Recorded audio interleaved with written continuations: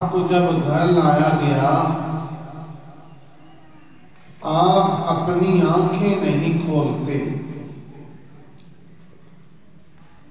آپ دیکھتے نہیں ہیں، تو حضرت علی المرتضیٰ شیر خدا، آپ کے والد محترم، آپ نے آپ کو اٹھا کر بارگاہ رسالت میں لائے، حضور سے کہا، بیٹے محمد،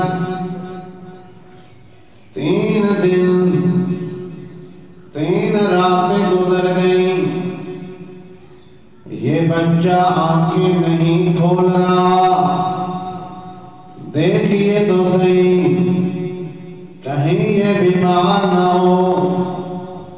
کہیں اس کی آنکھیں خراب نہ ہوں۔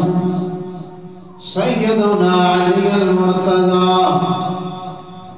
آپ کو حضور نے اپنی گود میں لیا، حضور کی جھولی میں جب علی آئے، ابھی عمر تھوڑی، حضرت علی المرتضیٰ شیر خدا کو جب حضور کی گود میں رکھا گیا، آپ نے اپنی آنکھیں کھولی اور مصطفیٰ کے چہرے کو دیکھنا شروع کر دیا۔ علی نے چہرہ مصطفیٰ کو دیکھنا شروع کر دیا۔ گویا علماء فرماتے ہیں، حضرت علی المرتضیٰ دل حال میں یہ کہہ رہے ہیں کہ یا رسول اللہ، 3 دن 3 راتیں میں نے آنکھیں نہیں کھولی، اس کی وجہ یہ نہیں تھی کہ میں نبی نہ تھا، میری نظر کا مسئلہ نہیں تھا، یا رسول اللہ، میں چاہ رہا تھا، دنیا میں آیا، میں نے 3 دن اور 3 راتیں آنکھیں نہ کھولی، اس کی وجہ یہ تھی کہ میں جا رہا تھا دنیا میں، جب پہلی نظر کھولوں، پہلی آنکھ میں کھولوں، نظر کھولوں، سامنے کوئی دنیا کی چیز نہ ہو، سامنے چہرہ والضحیٰ ہو،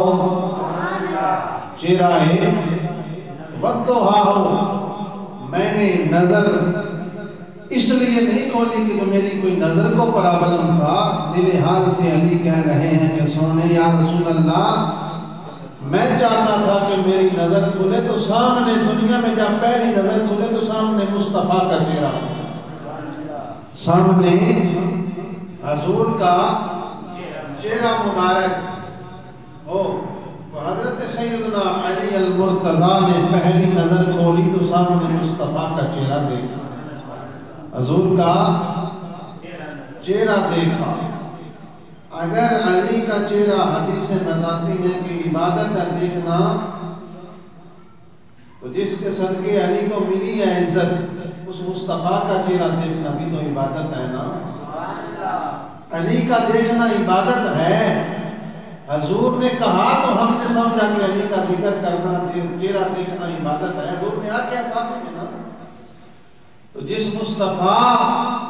کہ علی کا چہرہ دیکھنا عبادت ہے، تو اس مصطفیٰ کا چہرہ بھی دیکھنا عبادت ہے، حضور کا ذکر کرنا عبادت ہے۔